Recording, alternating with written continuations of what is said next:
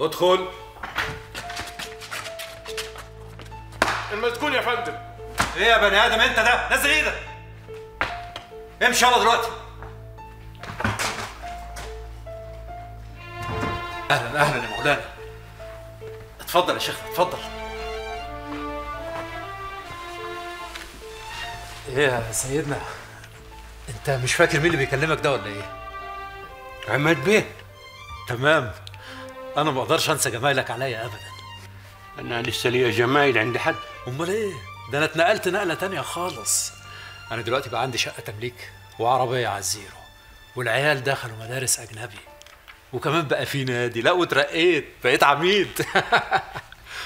وبعمل زي ما انت قلت لي بالظبط، اول كل شهر بطلع صدقه جاريه. الحمد لله. عايزني في حاجه؟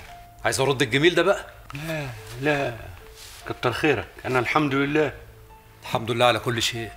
بس انا اخترت لك احسن زنزانه عندي في العنبر، تمام؟ ومعاك السور مجاهد، ده راجل طيب وانا موصي. اي حاجه هتحتاجها ويقدر يعملها هينفذها وفورا. كتر خيرك. وعلى فكره اقعد يا شيخ خلف اقعد. انا بعت جبت ملف القضيه بتاعتك وقريته. القضيه دي صعبه جدا ومحتاجه محامي عقر. سيبها على الله. كله على الله.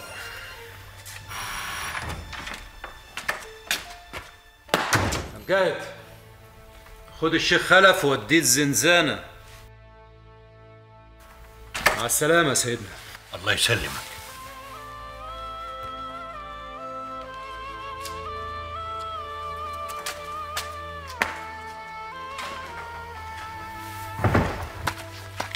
اتفضل.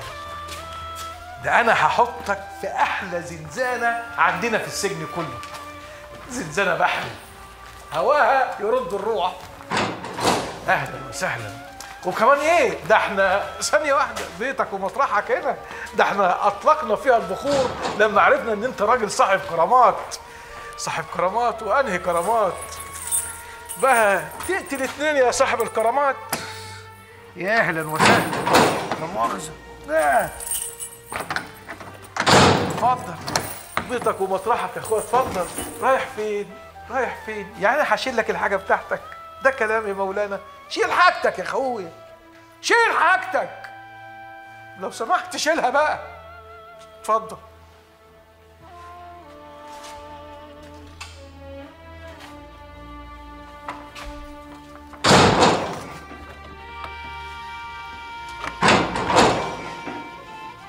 بص هناك في شباك اهو، اهو مصدر هواء طبيعي ليل ونهار.